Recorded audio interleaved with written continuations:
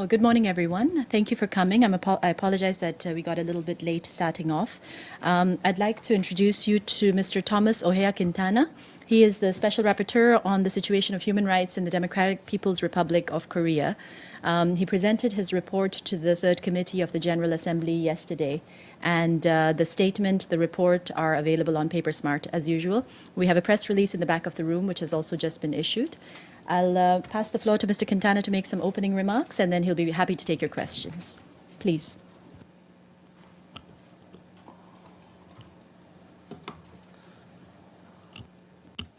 Thank you very much. Welcome, everybody, this morning. I call my colleague Tarek Chaniti from the Office of the High Commissioner of Human Rights, based in Seoul.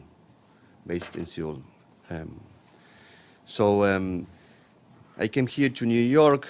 You know that I'm based in Argentina, Buenos Aires, to present my second report to the Third Committee of the General Assembly.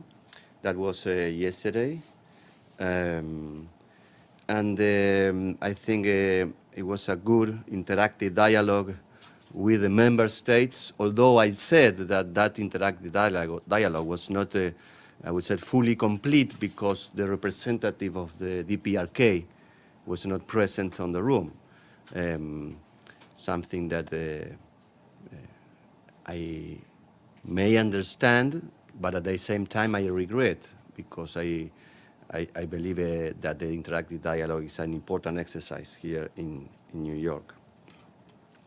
The main lines of my statement and of my report, that actually I came here to present my report, which is online, it is here.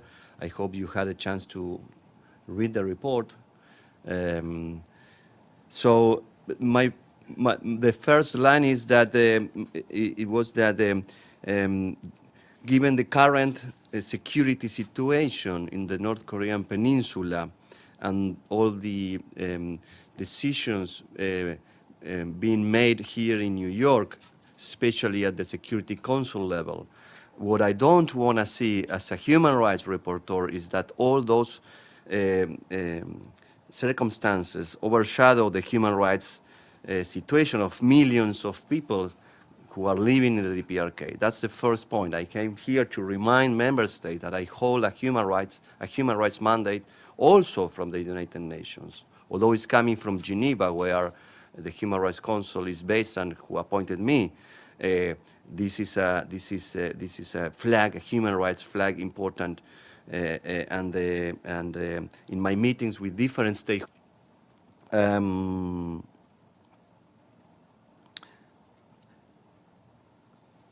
Of course, I also bring to the member states my report about the human rights situation on the ground.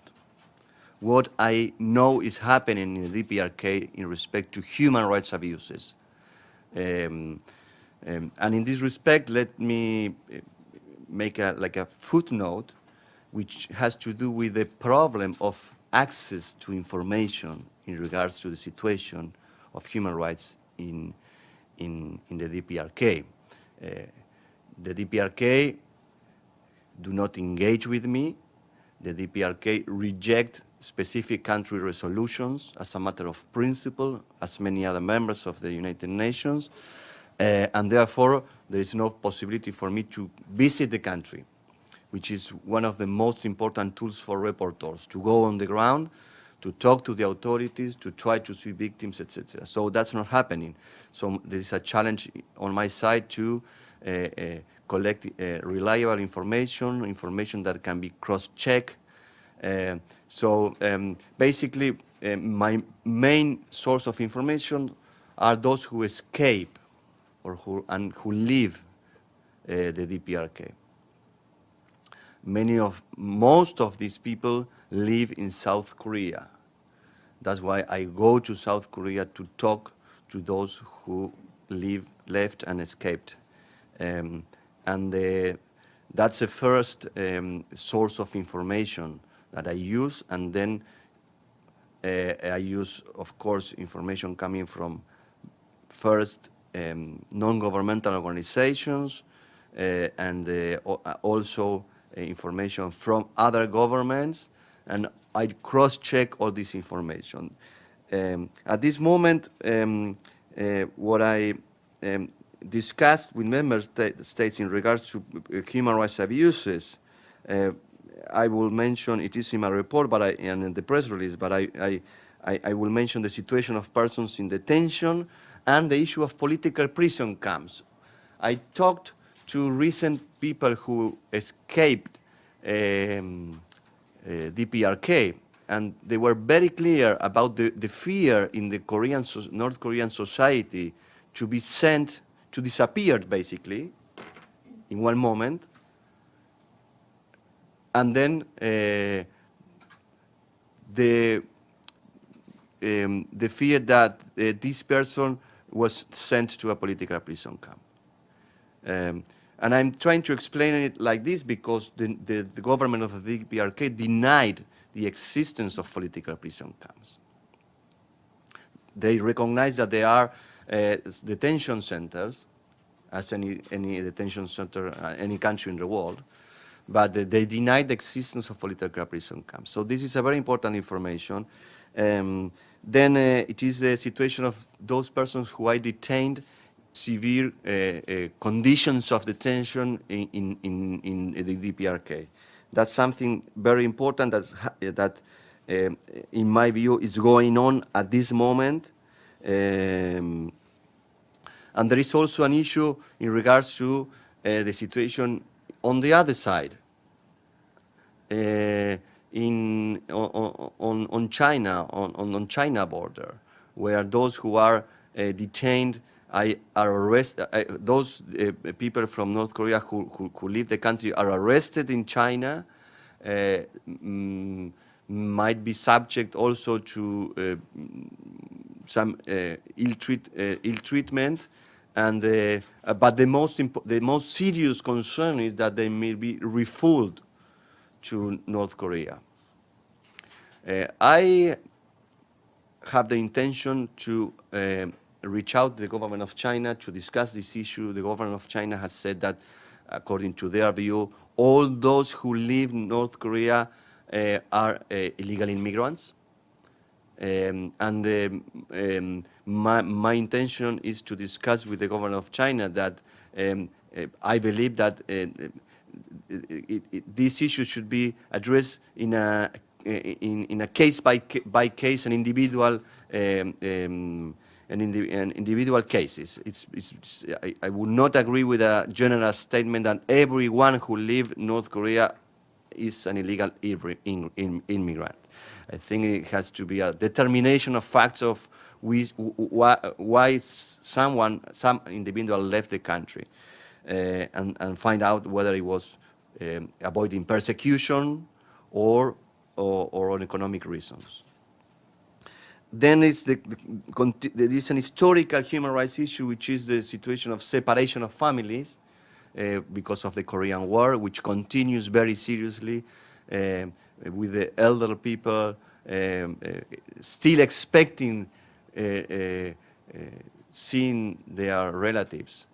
And then is the issue of those who were abducted by the government of the DPRK, especially those Japanese citizens. That's an issue that I also address in my report.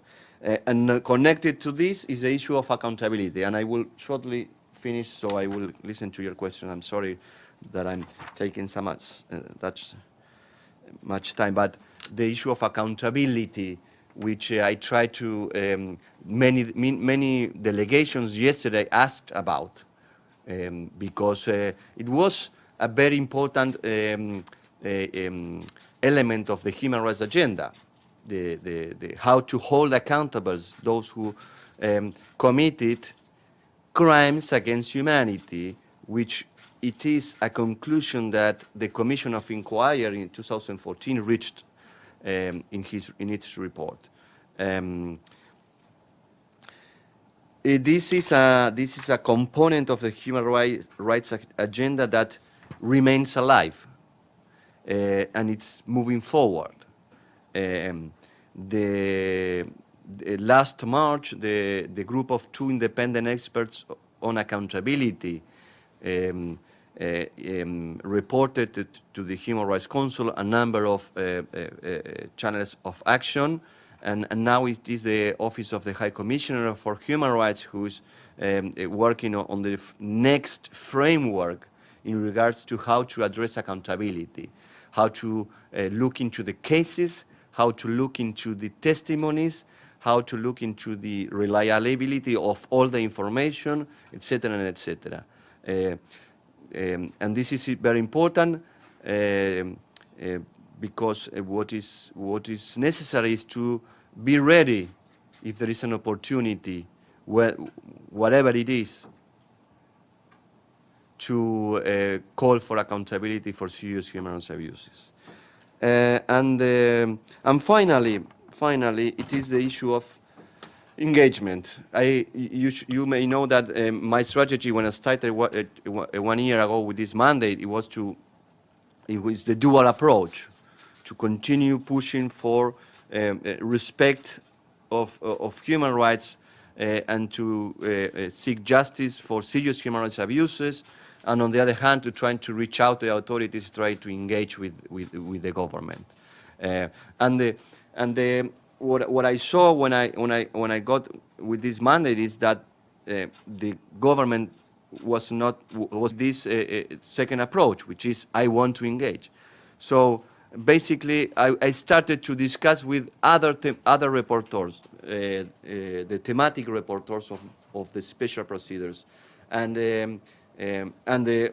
even my predecessor called for engagement with some other thematic rapporteurs. The visit of Catalina de Bandas, the rapporteur of persons with disabilities, came out after a recommendation of my predecessor, Mr. Marzuki Darusman. It was in his report. And then she started to discuss with me the idea, and I say, yes, that's very important. That's very important. My challenge is to coordinate with all thematic rapporteurs and to see how each of them can contribute and try to reach out the authorities to address different human rights issues.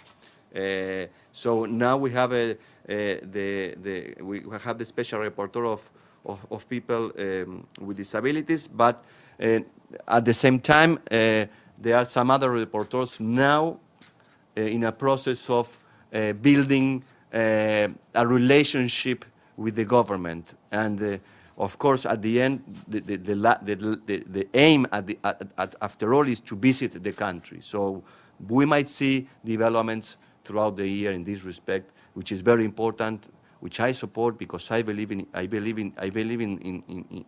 engagement. And as again, what I said at the beginning, it's very important for reporters to go to the ground, to talk to the people and the authorities, so then we can report to the United Nations.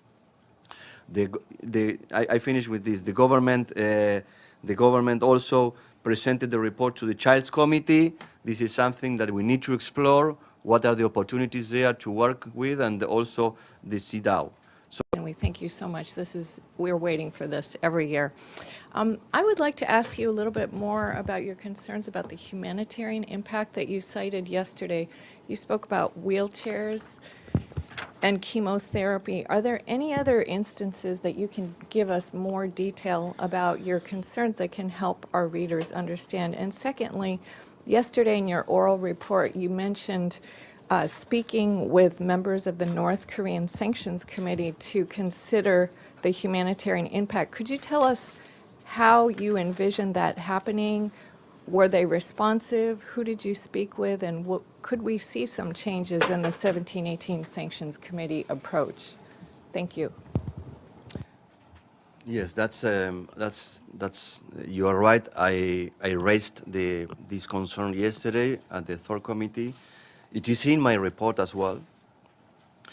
And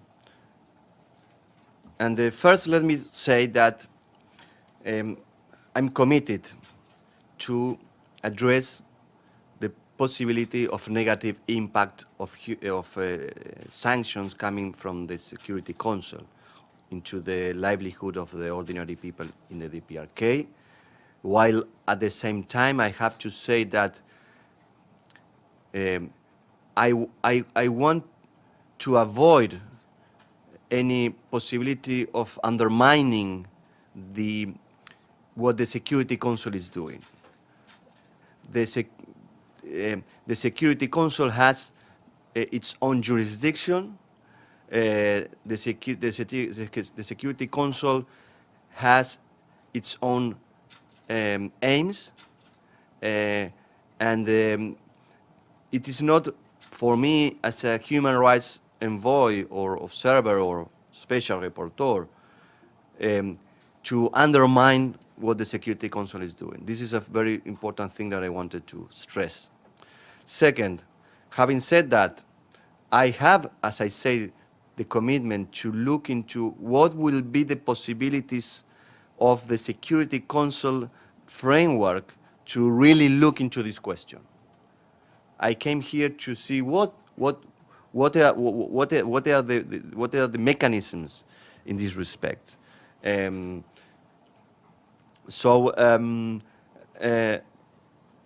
is, as you say, a panel of experts charged to verify what else it is there in respect to this question of negative impact of the sanctions. The panel of experts look into information about how the sanctions are implemented. They have different sources of information. My question is, can they use those sources of information to also look into the question of negative impact? This is, as you say, this is a new development, at least from my side. I know that the panel of experts have reported that they were unable to collect information to respond to the question of negative impact of sanctions. So there is already a response in this respect, so we need to further explore possibilities.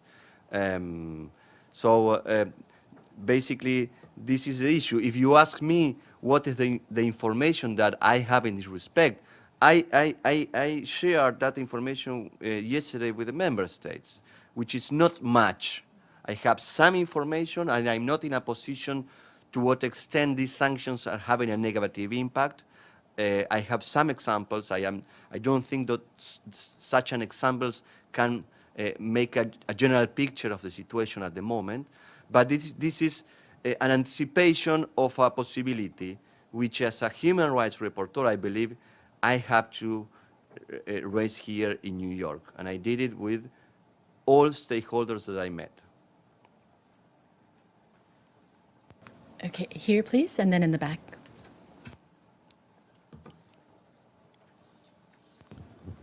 Carla Stay, Global Research. I want to thank you, as I said to your colleague, for a very wise and, as she said, what should be obvious observation. I quote you, "The pursuit of denuclearization should not be at the risk of nuclear war." And that comment, I think, says everything.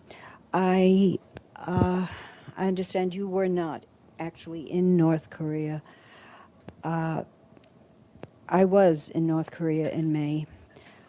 I should add, since you are from Argentina, that I also worked in Chile during the Pinochet dictatorship. So I'm sensitized to where fear is prevalent among the people, and I felt it almost suffocatingly in Chile during the Pinochet dictatorship. I did not experience that the people in North Korea were afraid of me as a conspicuously American, and therefore still we are at war. Had they been afraid of punishment for associating with me, they would not have been so open, so welcoming, and without any kinds of hesitations. And I spoke to soldiers as well, that this should take priority over what is becoming clearly a massively destructive, we can say at this point, non-military attack against the people of North Korea.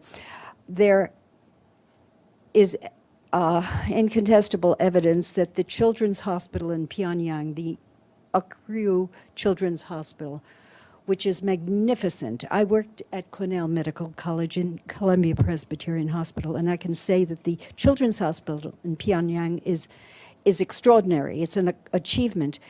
And they are denied, because of the sanctions, they are denied CAT scans, they're denied medicines.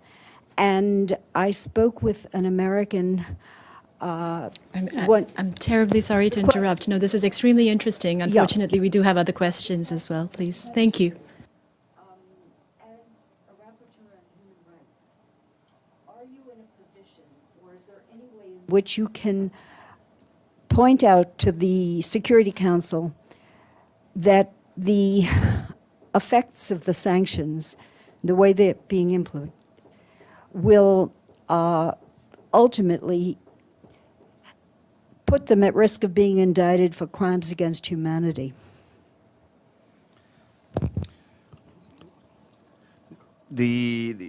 At this moment, I just discussed about sanctions.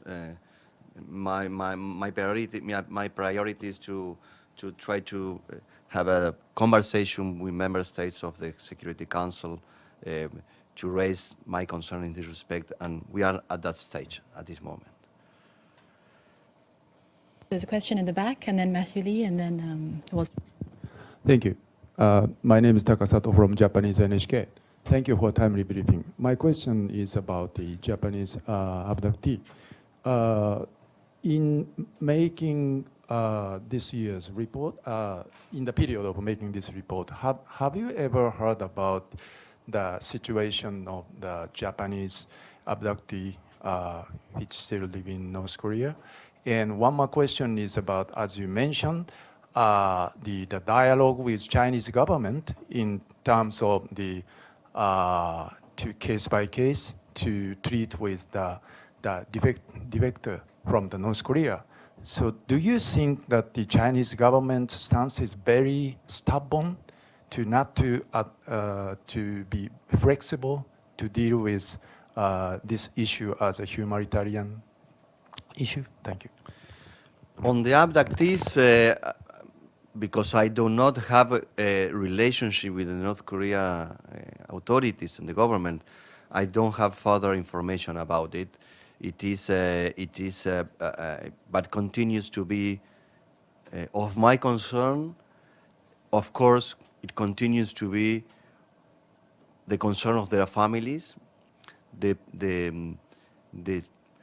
This issue of abductees, of people disappeared, it is very important, even though many years has passed.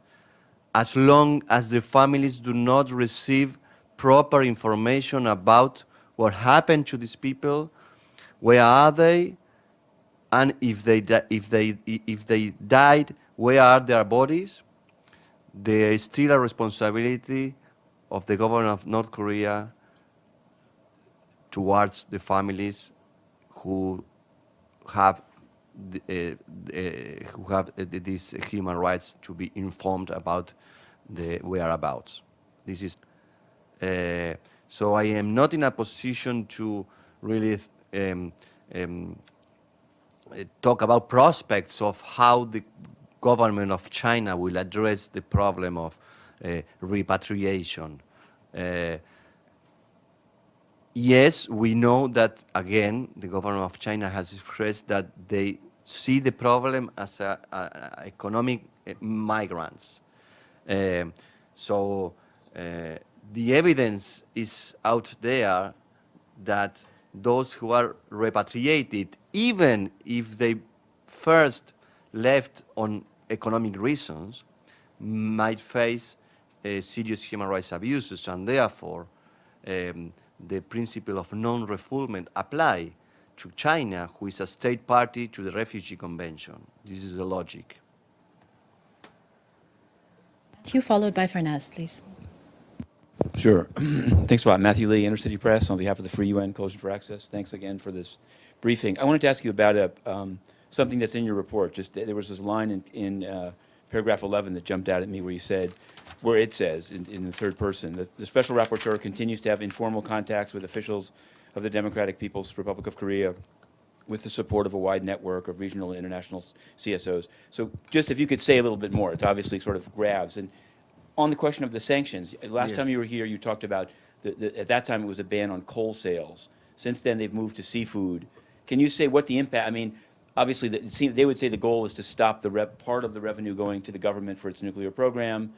There are obviously people that work in those industries. So what are you saying that these kind of sectoral sanctions can have a human rights impact beyond, the cases of wheelchairs and cancer patients, but just direct economic sanctions? And just finally, you're one of the few rapporteurs that to your credit, that deals with this issue of the impact, the other side of the coin of sanctions having a human rights impact. The one on Eritrea doesn't. The one on Iran yesterday said she won't do it until she's allowed into the country.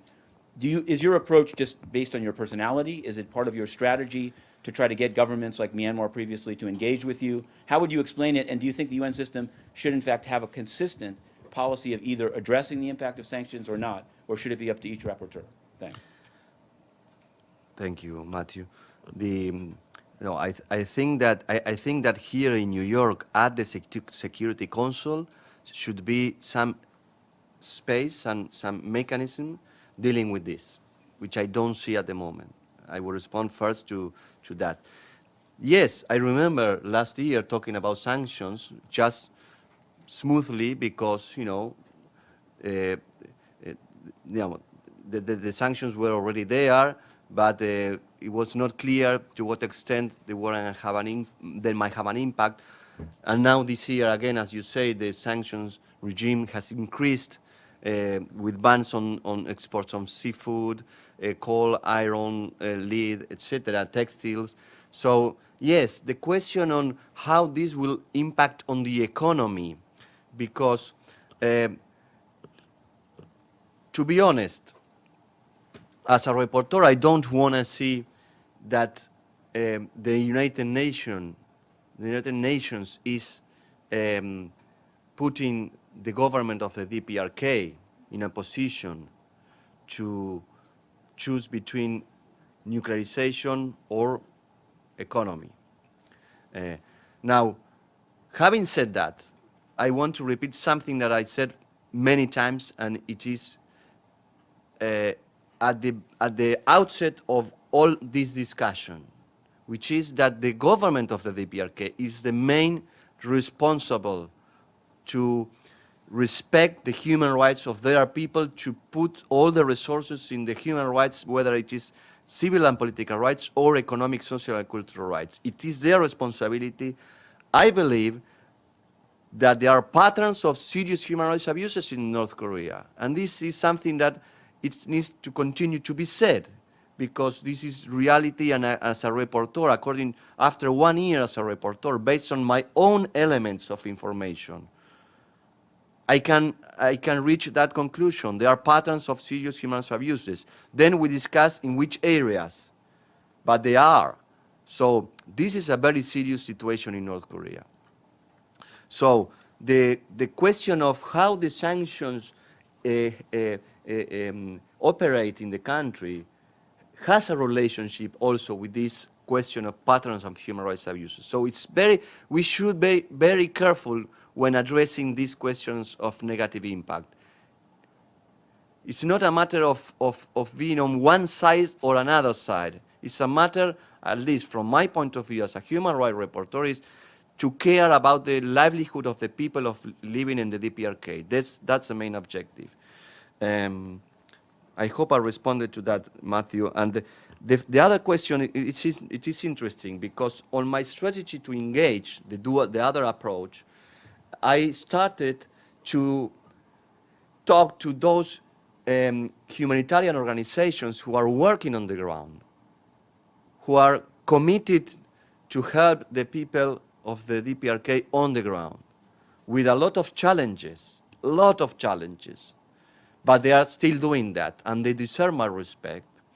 And I called for their help, to help me reach out the authorities, and I am in that process, basically. This is what can I say without going into further details, but it is a slow process, risky process for everyone, but worth to go forward.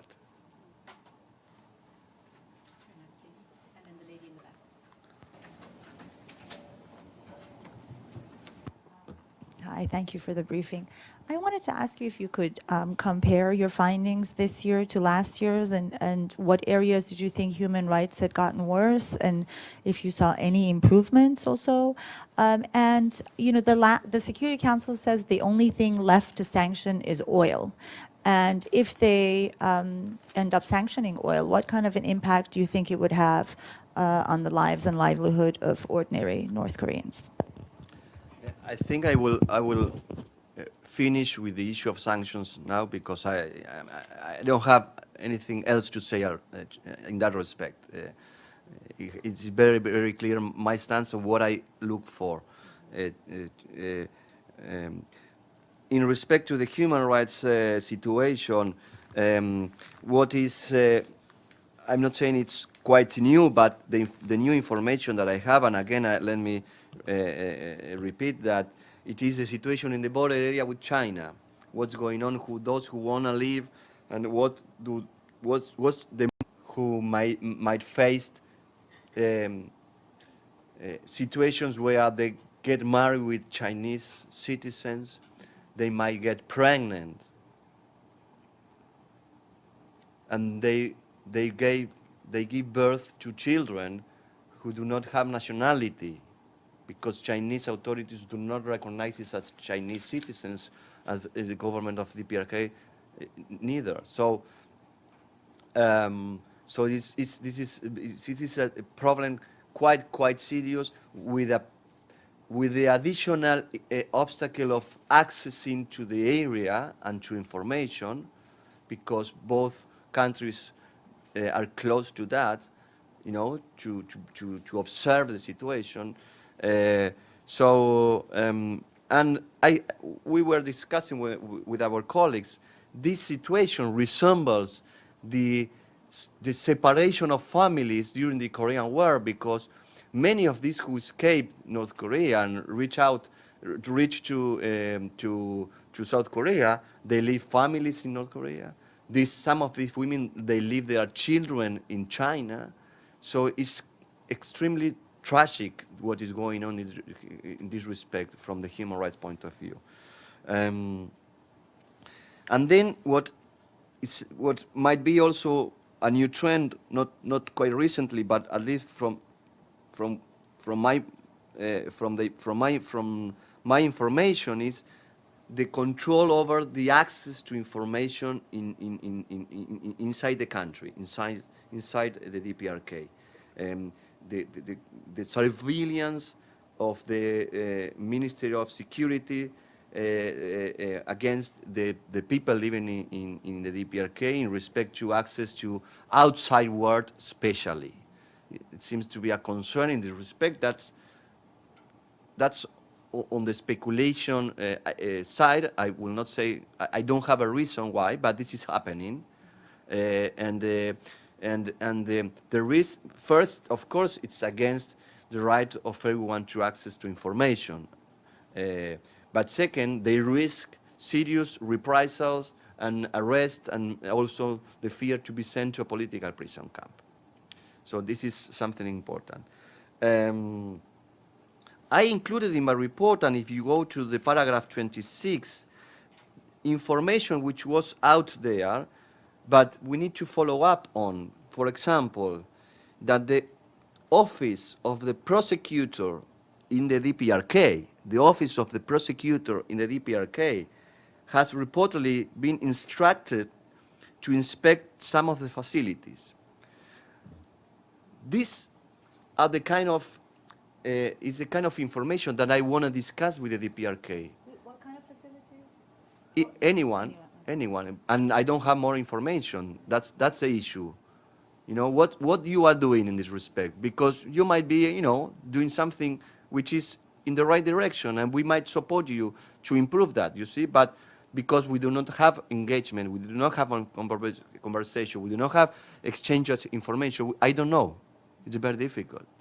You see, and this is This kind of information are important in respect also to the human rights situation.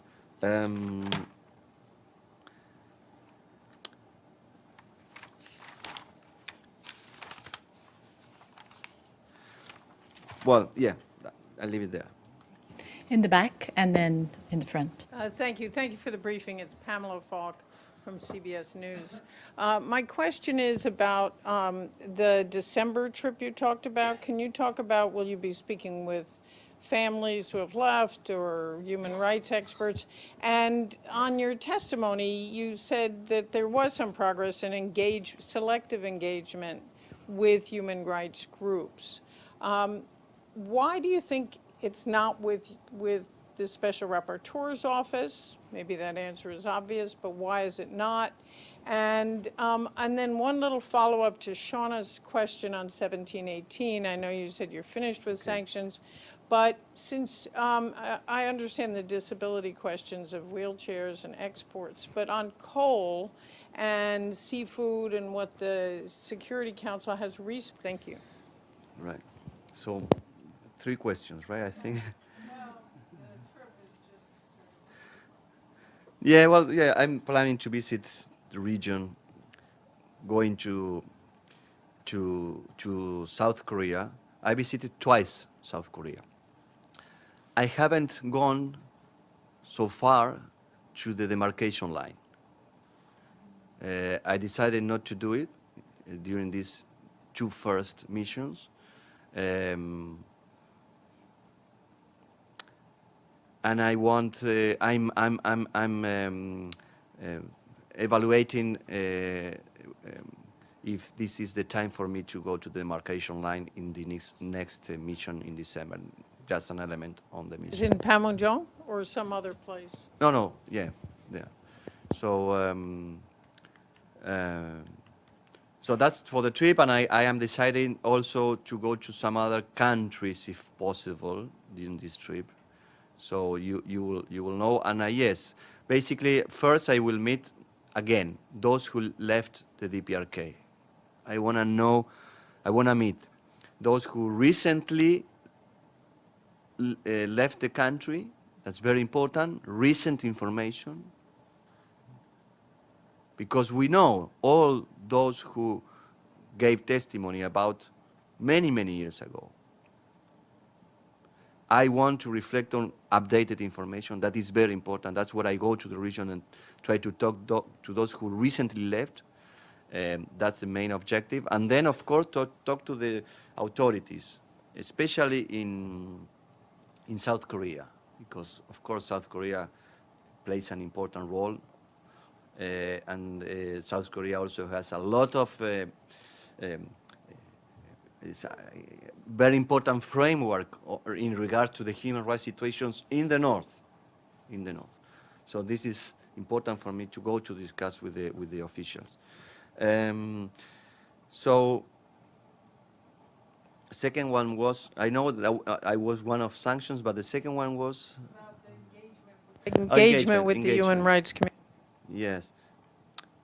The human rights mechanisms of the United Nations vary. You have the special procedures where all special rapporteurs we are there. You have the Office of the High Commissioner of Human Rights, Prince, and you have treaty bodies, which DPRK are parties. So the environment is quite it's quite important in respect to how to engage with the question of human rights. It's not just one. It's not just the mandate holder. It's not just me. So I do not have a response on why is it now that it seems that there is going to be a possibility for an opening on the human rights arena. We have to be prepared to see how this is working out. The most important aim is to use those engagements to have an impact on the ground, because we don't want just engagement for the sake of going to forums and saying we engage. what is very important always to have impact on the ground. So we need to, for example, watch closely what will happen with the visit of my colleague, Catalina de Vandas. She went there, she discussed with the authorities, they are discussing follow-up on that mission, on what to do, how to improve the rights of the people with disabilities. That's the idea.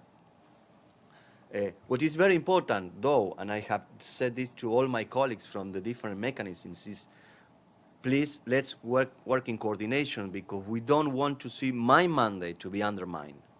We don't want to see my mandate to be put it aside, because I value this mandate. It's very important. It was established by the United Nations. The United Nations value the mandate, so everything needs to go all around the mandate holder. That's how I see it, which is quite challenging at the United Nations, because you have New York, Geneva, Seoul, the challenge of communicating and coordinating, etc., etc. It's very difficult, but that's the challenge. In respect to the sanctions, it is very difficult at this moment for me to elaborate further in respect to what will be the difference between a ban on coal and seafood or textile, and what will be the impact. We have again the problem of access to the information, what's happening on the ground. So my call is to be committed and prepare and use all the resources that the United Nations have, especially the panel of experts, to pay attention to this problem. You talked about the office of the Special Rapporteur. You should know that reporters, we do not all have offices. You Let me said say in your that- report that that the sanctions may have a negative impact. On what basis? Yeah, well, these are the examples. I said I have talked to the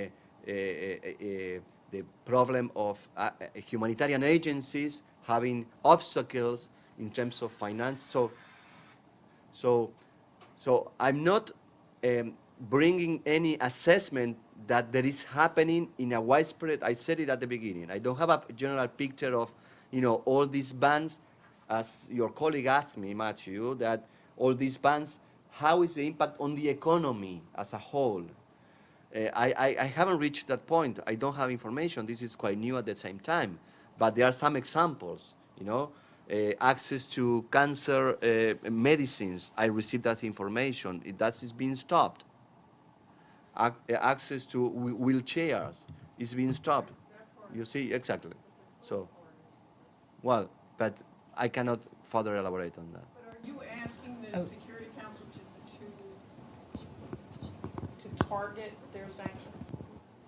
What do you mean by target their sanctions? I mean, to make sanctions that somehow only target the government, and coal exports, not people, whatever you could do. I mean, are you asking Well, for some change? Yeah, I wouldn't put it that way, because, but the way that I put it is, please, panel of experts, please, sanctions committee, you are the people dealing with this. It's not me. I deal with some other stuff, but as long as there might be a possibility that there is, human rights shortcomings coming from that, pay attention and show your willingness to address that problem more openly.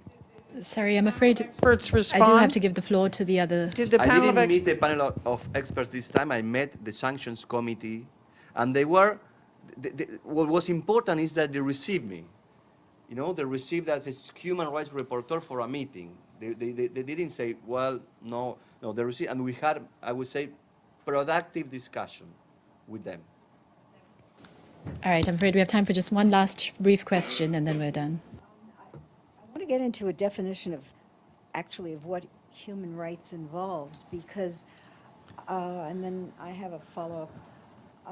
There are some people who feel that there's a right to life, a right to health care, and health care in the DPRK is free, as is education And in my country, I'm sure you're aware of the enormous cost of healthcare, and it's a profit-making organization. And people graduate from university with a $100,000 debt. This is now rather scandalous. But education and healthcare are free in North Korea. At least they have been. Whether they'll be able to continue to be is another matter. So that's one question. What actually is the definition of human rights? Is there a right to life? Is there a right to healthcare, a right to education? Or is that a profit-making? And then as a follow-up, I recently spoke with the leader of a group of doctors who treat patients with multi-drug resistant tuberculosis. This was not a problem in North Korea until recently, and is undoubtedly a result of the sanctions. They did have a problem with tuberculosis, and the government, according to this medical report, they actively sought international partnerships in the area of TB treatment. Now, because of the sanctions and the fact that the living standards have fallen, there are resistant strains of tuberculosis that have arisen. And I did speak with an American organization which was planning to treat multi-drug resistant patients in North Korea. They are being prohibited not by the North Korean government, but by the sanctions. So it looks as though, there's no way to get around it. The sanctions are connected. Thank you. I'll pass the floor very quickly, then we do have to wrap up. Thanks very much. The Security Council considers that the nuclearization of North Korea and the use of missile technology is illegal. That's a decision of the United Nations Security Council, one of the main bodies according to the UN Charter. That's what the Security Council decided, that North Korea is illegally pursuing nuclearization. And therefore, they impose sanctions. And that nuclearization is a threat to the world. That's what the Security Council understands, and especially to countries on the Northeast Asia. This is what's happening at the United Nations. So my role as a reporter is, as a human rights reporter, is to help the Security Council, that what the Security Council is doing according to some human rights standards. But the Security Council has the legitimacy to take these decisions, and this is what it's doing. We don't have more time? Because there is a colleague there that had a question. Very quick. Sure, a please young go colleague, ahead. yeah. Sorry, Ariana King with Nikkei. I just wanted to confirm very briefly, how you said that your information was gathered from people who left the country. I was just wondering, how many people did you speak to this year, and if there was any change from last year, maybe more people, fewer people, and the nature of what they were saying, was it more dire or anything like that? Yeah, I talked to in 2 missions at about 10 people or more, right? About 15 people.